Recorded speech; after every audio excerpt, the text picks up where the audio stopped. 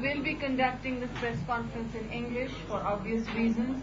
I'd appreciate mobile phones turned off, and for the few questions that you take, please raise your hand.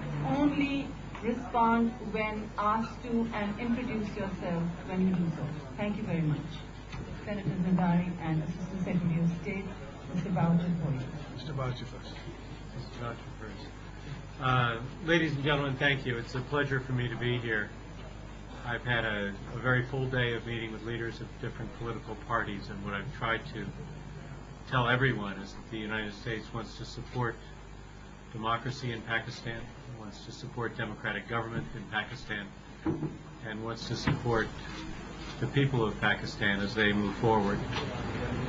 We talked today with Mr. Zardari about the plans and programs of the new coalition, of the new government.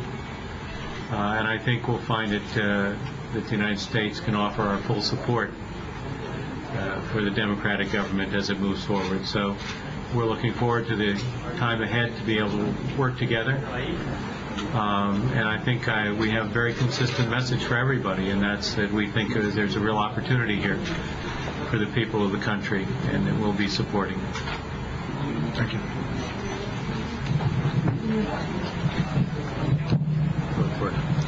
Bismillahirrahmanirrahim. I welcome Mr. Boucher, Secretary of State, and I welcome you all, press, my friends, to Zardari House.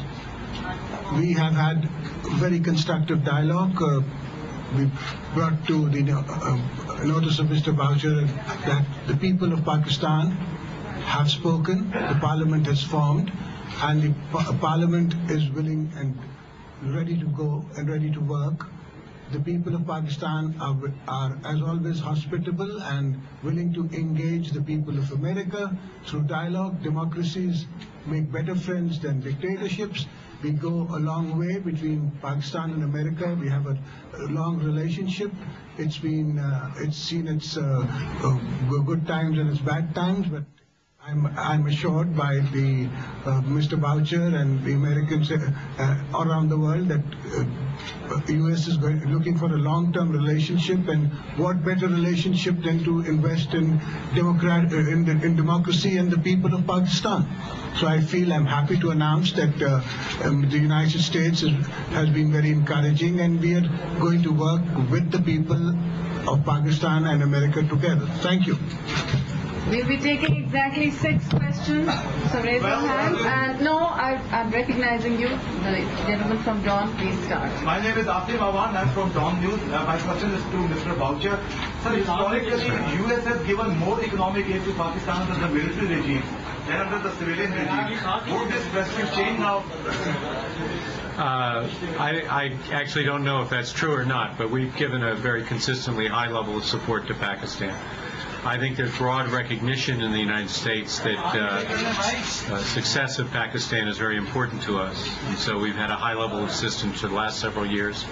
And there's in fact a lot of sentiment, you've seen it from Senator Biden, Senator Lugar, and others, to say that we might be able to increase that.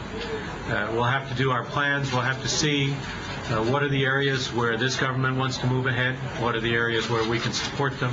I don't know exactly how the numbers will come out, but there is, I think, a strong level of support and a fairly strong attitude in the United States right now that we should be able to expand the scope of our work as this government expands the scope of its work. Javed Rana, Bloomberg News. There has been overwhelming account from the tribal people that the U.S. drone have been striking in the tribal area. And what kind of arrangement do you have, at least with the past government, on striking the Taliban's and Al-Qaeda's areas in that particular region? What kind of arrangement do you have there? I think, let me just say, we all know there's some very dangerous people who are up there. People who are plotting and planning attacks on Pakistan, on Afghanistan, on Europe, on the United States, and other places in the world. Somehow we all need to deal with them. We're doing this in Afghanistan with the Afghan government, and we want to work with the Pakistani government as well, as partners together to make the people of all our countries safer. And we recognize that we need to deal with this not only with military means when necessary, but also by providing education and economic opportunity. And so we have a variety of programs to do this with, and those are worked out with the government of Pakistan, and we'll be working in the future with the government of Pakistan. Mr. Naqvi of Geo News. Yes, Pakistan People's Party has been saying from day one that it will continue war against terrorism according to its own definition, a Pakistani definition of fighting terror. So what that definition is? And from Mr. Boucher, do you agree to that Pakistani definition of fighting terror?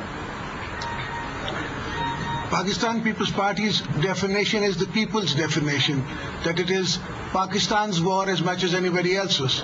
And it may have been anybody's war yesterday or day before, but today it is in our streets, it's in Lahore, it's in Karachi, and it's in Islamabad. So it happens to be our children, our people, our women, our brothers and our sisters. So we will protect Pakistan's sovereignty and Pakistan's state and our soil. I fully agree with that. I think it's the right of every Pakistani to live safely and comfortably in their home and not have to worry about these things. And as the government here and the coalition here guide the specifics of their policy, I think you'll find us working with them in all, as I said, a whole variety of ways, economic, political, and security, to make sure that Pakistani people throughout the country can be safe, because that makes us safe as well. Mr. Boucher, what expectation you have to new government for continuing or winning the war on terror? I think we all want to move together. We want to move together to help Pakistan stabilize. We want to move together to help Pakistanis be safe and have economic opportunity. And we want to move together to make Pakistan a success as a democratic society. So as the government lays out its plans in that regard, we'll look for the proper ways to support them.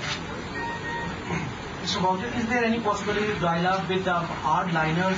And now the people of Pakistan, the leader of Pakistan, are saying that now the war against terrorism, the policy should be discussed in Parliament.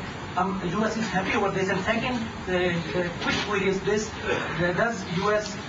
There is some statement in U.S. papers that Pakistan has allowed to take direct action in tribal area.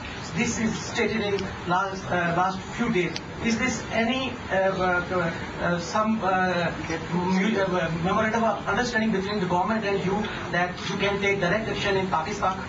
As far as the answer to the second half of your question, I think I'll leave it with what I said before and what the Deputy Secretary said yesterday. As far as the first question about discussing terrorism in Parliament, obviously it's a big national issue. And just as with any big national issue, we would fully expect the political leaders of the country to discuss it and reach agreement. And as I say, as they make their decisions about how they want to pursue the effort, I think we'll see something that we can support. I think we all understand that there are many different aspects to the problem of extremism, and that you have to deal with it in all its aspects. And we're prepared to support a very broad-based, multifaceted program to deal with the problem of terrorism and extremism in Pakistan. We take the last question. How much your talks were focused on the reconstruction opportunities in the tribal areas?